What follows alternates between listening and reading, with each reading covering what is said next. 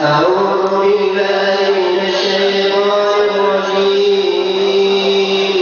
بسم الله الرحمن الرحيم. ألف لام ميم.